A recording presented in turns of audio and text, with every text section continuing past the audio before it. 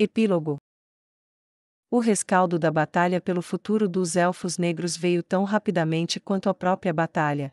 Os emissários de Shindai cavalgavam em direção às tribos oponentes menores, enquanto os feridos eram tratados. Ninguém nunca tinha visto tantos feridos em um só lugar antes. Os cataplasmas estavam sendo produzidos tão rápido quanto as mãos podiam se mover para fazê-los. As bandagens eram abundantes, e os magos se esgotavam lançando feitiços de cura. Muitos dos mais feridos morreram de qualquer maneira, devido à escassez de pessoas disponíveis para restaurá-los. No entanto, eles fizeram o melhor que puderam com o que tinham, e quando Aura e Mare retornaram com emissários dos derrotados oferecendo-se para se render, os rostos desses emissários ficaram chocados quando viram que seus próprios feridos também estavam sendo tratados, em vez de simplesmente executados. Os 3 representantes dos adversários sobreviventes ajoelharam-se diante de Shindai, e ofereceram-lhe suas reverências com as cabeças baixas. Entregar o arco nas planícies era o mesmo que entregar a vida e a liberdade, mas o elfo negro que seria Khan viu uma oportunidade de promover seus objetivos. Ele olhou para eles, suas esposas, e outros chefes atrás dele, seu exército observando. Ele colocou a mão na cabeça deles, um por um, repetindo a cada vez: "Levanta a cabeça." Quando o fizeram, ele viu que ainda traziam os ferimentos da batalha em seus corpos, e olhou por cima do ombro para Shava. "Shava, os curandeiros cuidaram dos piores feridos. Podemos dispensar um?" Ele perguntou. Ela assentiu. "Podemos. Traga um." Shindai disse. Ela foi, e voltou em poucos minutos, e o mago curador se aproximou. "Cure suas feridas, por favor." Shindai disse com uma voz que não era um pedido. Seu exército assistiu tudo isso acontecer, todos sabiam o que era magia de cura quando a viram.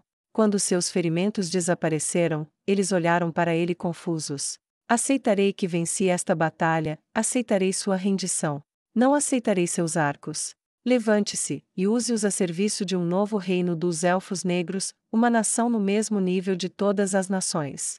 Como eu fiz suas feridas serem curadas hoje, você deve jurar sobre sua vida curar todas as feridas entre o vencedor e o vencido, para que nas gerações vindouras, minha vitória hoje seja uma vitória que todos possam chamar de sua." Eles lentamente, incrédulos, devolveram os arcos às costas. "Eu não sei o que dizer." Um maltratado elfo negro gigante disse com uma voz trêmula: "Você trata os feridos entre aqueles que você tentou matar, que tentou matar você. Você cura nossas feridas, e nos deixa levantar, e manter nossos arcos. Seus emissários disseram que você prometeu que nossas vidas permaneceriam. Por quê? Por que você está fazendo isso?" Sua voz era incrédula, em outras condições poderia ter sido um insulto, mas havia uma sombra de admiração, quase reverência, contida em seu interior. "Eu serei Khan sobre as tribos dos Elfos Negros, e pretendo fazer de nós uma nação, que faça de vocês meu povo, meus irmãos, meus filhos, e minha família. Vocês estavam todos errados em se opor a mim, mas se eu seguir o caminho do passado, não posso criar um novo futuro, e pior, você teria razão em se opor a mim." Shindai disse. "Quando eu era menino, meu irmão tentou acabar com minha vida por causa de um peixe. Quando eu estava sozinho, depois de matá-lo, um estranho me salvou, e me devolveu aos meus pais. Isso me ensinou muito sobre o que é uma pessoa confiável, e não é ser de sangue ou ser irmãos, é agir como se fossemos, e isso é tudo o que uma nação é, uma grande população onde todos agem como se a vida de todos fosse importante. Nossos vizinhos do sul brincaram conosco por séculos para nos manter fracos, e matar uns aos outros. Eu nos tornarei fortes, farei com que eles paguem, e farei de nós mais do que éramos. Você agora se juntará a mim por escolha." Shindai disse com uma voz nobre que Hila e Shava se perguntavam se ele realmente sempre o fizera. "Eu nunca deveria ter barrado seu caminho." Um homem bruto disse. A outra dupla parecia igualmente castigada, mas não parecia ter o poder de reunir palavras. Eles entrelaçaram os braços sob a observação silenciosa do exército que lutava para compreender o que estavam vendo. "Vá, traga seu povo de volta, honraremos juntos os mortos, uniremos o pouco que não faz parte da terra, e veremos aqueles que nos fizeram de tolos pagar um preço alto por sua loucura." Shindai disse com confiança. Os 3 representantes curvaram-se em muda aceitação, e partiram. "Marido, Shindai, isso realmente funciona?" Shava perguntou suavemente. "Boa pergunta." Shindai respondeu enquanto se virava para ela, e apertava suas mãos. Mas vamos fazer com que funcione, de alguma forma. Acho que andar juntos dessa maneira fará com que tudo funcione. Hila disse com um sorriso alegre enquanto tocava seus ombros, e acenava com a cabeça na direção sul. Sorrisos predatórios circularam por toda parte enquanto eles voltavam a montar. Você prestou um grande serviço ao meu povo. Shindai disse aos gêmeos elfos negros. Nunca esquecerei disso, meu corpo é tanto seu quanto pertence ao nosso mestre. Quando terei a chance de conhecê-lo? E sobre aquela onda que passou por aqui há pouco, aterrorizou toda a planície, eu esperava que ele tivesse algum conhecimento do que fazer a respeito. Aura começou a rir. Ele olhou para ela com dúvida e incerteza. Ir, irmã, Mare disse com aborrecimento. Aura acenou com a mão para colocá-lo em espera até que ela pudesse se conter.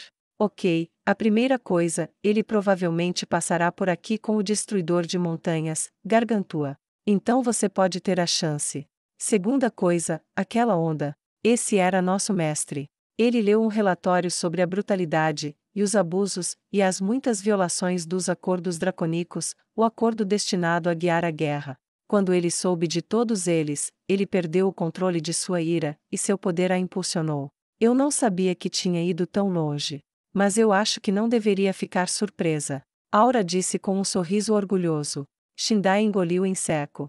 Aquilo foi um fragmento de seu poder.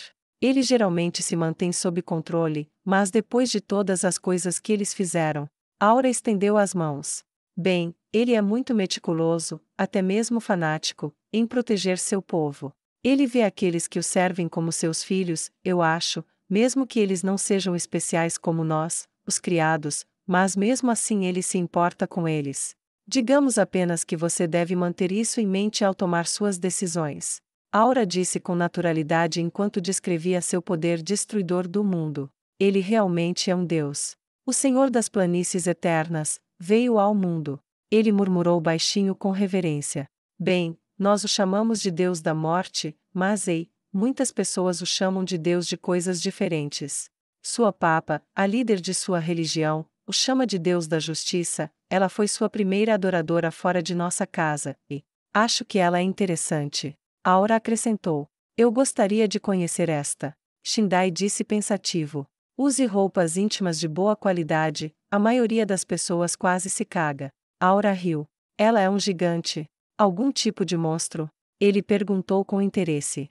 Não, apenas uma garota humana. Você pode ter ouvido o nome dela, se não o título. O nome dela é Neia Baraja. Aura disse. Eu ouvi falar dela. Shava disse. Rumores sobre um arqueiro de olhos loucos que matou um demi-humano lendário, e pegou sua armadura. Achei que eram apenas histórias. Julgue por si mesma quando ela vier por aqui. Aura disse presunçosamente. Você vai ficar para a cerimônia? Hila perguntou. Se cerimônia? Mare perguntou. Sim, não demorará muito para reunir as outras tribos, não com essas montarias para levar a palavra ou quebrar a última resistência. Acho que em alguns dias poderemos chamar oficialmente meu marido de Khan das Planícies. Eu agradeço se vocês puderem comparecer como representantes do Rei Feiticeiro. Hila disse com um sorriso caloroso. Eu suponho que podemos. Aura disse casualmente. Acampamento da Horda Dourada. Os 2 dias seguintes passaram rapidamente. Chegavam emissários de outras tribos oferecendo submissão à nova, e isso sempre com condição de integração. Shindai rompeu os laços tribais sem compromisso. Caçadores que só caçavam com aqueles com quem cresceram, agora se encontravam com novos.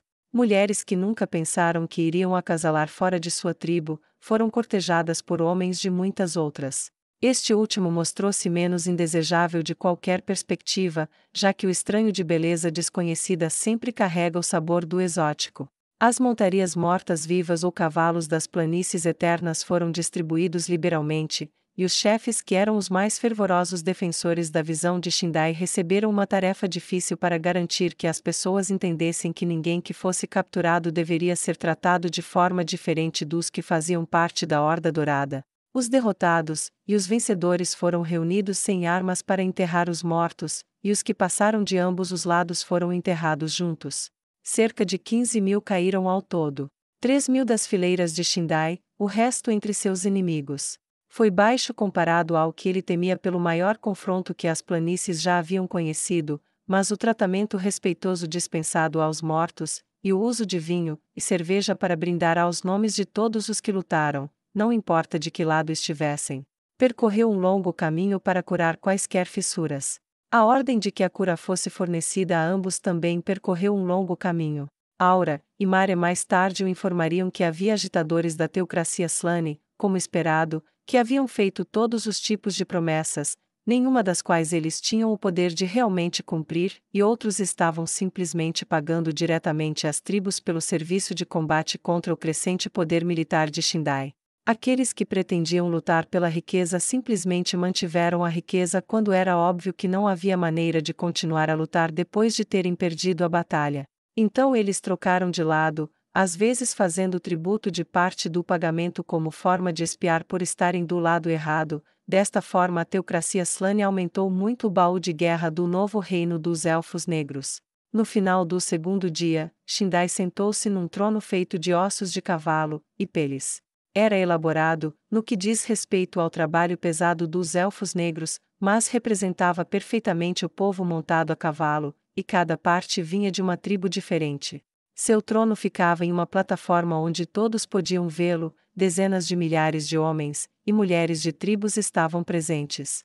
Para esta ocasião, a primeira fora do âmbito do mito, ele recebeu um presente. Uma argola de ouro esculpida em runas, atrás do trono estavam suas esposas, e ao lado de suas esposas estavam Mare e Aura, os representantes do deus ao qual deveriam servir. Os tambores soaram, e nos arredores da reunião, numerosos cavaleiros em seus cavalos das planícies eternas cavalgavam o mais forte que podiam para frente e para trás, não para manter ninguém dentro ou fora, não para ficar atentos ao perigo, mas para que o primeiro cã do povo montado a cavalo seja coroado ao som de cascos batendo. Os tambores da terra foram considerados os mais adequados à coroação do primeiro cã da Horda Dourada. Todos os tipos de histórias surgiram em torno de Shindai entre o momento de sua ascensão meteórica ao poder e o dia de sua coroação, e Aura decidiu, pela primeira vez, conter seu sorriso malicioso. Dizia-se que ele era intocável em batalha, que podia evitar uma espada que estava em sua garganta, que conhecia o corpo de cada inimigo melhor do que a mãe que os gerou, ou o amante que os abraçou, que ele poderia matar uma dúzia sem esforço. Para o povo guerreiro das planícies, ele se tornou uma dúzia de coisas diferentes. Para Aura, o dia em que ele realmente conquistou essa reputação foi o dia em que ela pegou emprestado e usou alguns pergaminhos de Buf quando chegou ao alcance dele no campo de batalha, não que ela fosse contar a ele sobre isso. A bateria parou, Aura e Mare avançaram ao lado das esposas, seus olhos heterocromáticos, os olhos da realeza, sua beleza incrível, sua aparência nobre, e a crescente reputação de poder impossível como os agentes criados pelo Deus das planícies eternas, colocaram todos de olho neles. Aura pegou a tiara, e segurou-a no colo do ex-chefe da flecha dourada. Mare pegou o outro lado da tiara dourada, e juntos eles a ergueram, e a colocaram no topo de sua cabeça. Em nome do rei feiticeiro, você é coroado cã do reino dos Elfos Negros. Ele será o seu grande cã, você será o cã deles, e liderará seu povo para cavalgar pelo mundo. Aura entoou. Ela não se importava muito com a cerimônia, mas como seu irmão havia apontado, isso tornaria muito mais fácil para Lord Ains governar a terra, então ela concordou. Além disso, como ela havia pensado, qualquer um usando uma coroa, deveria conseguir isso de Lord Ains, ou pelo menos de alguém que ele havia encarregado de representá-lo. Eles recuaram para suas posições, e suas esposas avançaram para flanqueá-lo. O novo cã do reino dos Elfos Negros assumiu pela primeira vez seu novo papel, e supervisionou seu povo.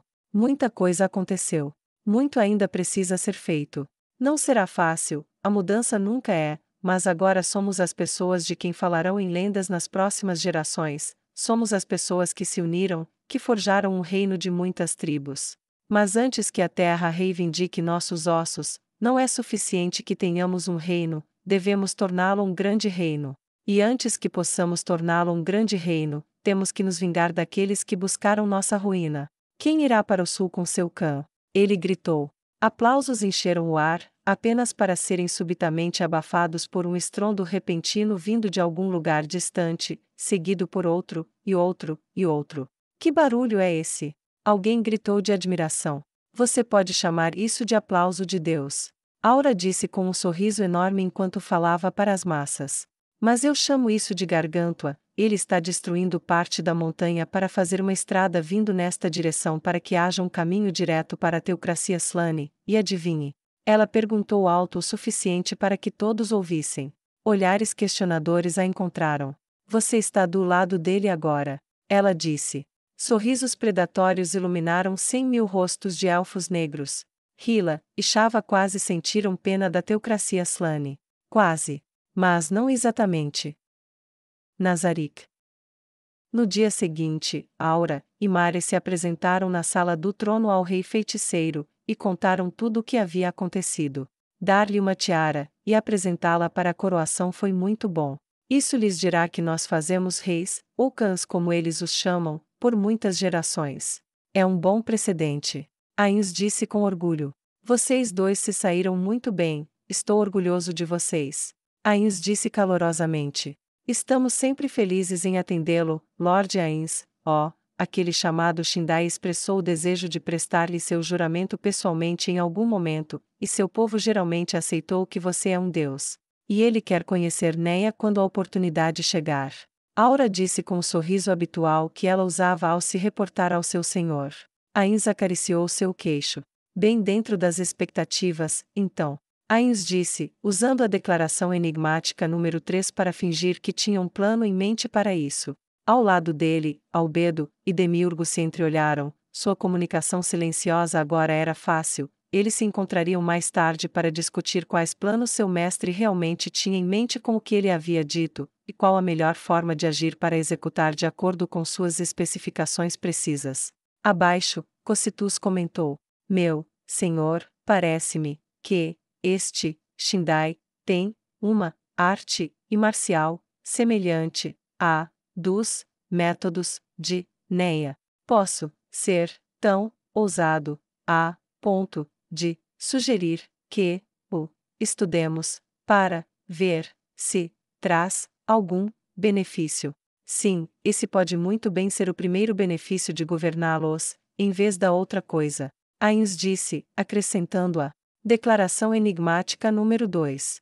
No final, para manter seus guardiões pensando que ele estava vendo coisas que eles não viam. Você está crescendo, Cocytus, estou orgulhoso de você. Ainz disse nobremente. Eu não sou digno de elogios. O insetoide respondeu. Ainz suspirou mentalmente, eles sempre faziam isso. Ninguém em Nazarick sabia aceitar um elogio. Agora, e os agentes capturados da Teocracia Slane? Ainz perguntou. Por que eles não encerraram o restante do aparato de inteligência meses atrás? Ele perguntou. Vanessa saiu da parede, suas asas tremeram até mesmo com uma pitada de descontentamento do rei feiticeiro. Ela puxou um documento. Mestre, eu os interroguei continuamente desde a sua captura. Gentilmente, como você ordenou. Eles são mentalmente muito difíceis para humanos comuns. No entanto, parece que eles não fazem parte do aparato de inteligência, é por isso que não foram rastreados por outros. Ela disse melodicamente. Então, para quem eles trabalham? Ainz perguntou. Mestre, eles fazem parte da organização militar da Teocracia Slane, uma espécie de grupo descentralizado. Seu objetivo é semear a dissidência, ou atuar como conselheiros de elementos dissidentes existentes, pelo que pude determinar. São autores de coisas terríveis. Coisas terríveis, terríveis. Ela estremeceu, seus olhos quase enlouqueceram com a fúria do desejo de punição e vingança. Ela se manteve contida o melhor que pôde, e continuou. Eles trabalham com as escrituras, e alguns deles participaram do que aconteceu na aldeia de Carne no dia em que Vossa Majestade a agraciou. Um grupo não sabe onde estão os outros. Ela disse com algum aborrecimento. Eles têm um nome? Ele perguntou com uma voz neutra. Senhor, eles se autodenominam os Gentai. Ela disse pensativamente. Parece familiar, senhor, eu vi isso em um de seus livros. Não importa. Ainz disse casualmente. Eles todos vão morrer. Ainz respondeu. A risada de Vanessa foi a primeira a soar na sala do trono, mas foi imediatamente ecoada por todos, menos por um. O próprio rei feiticeiro não riu até se levantar do trono e começar a descer os degraus.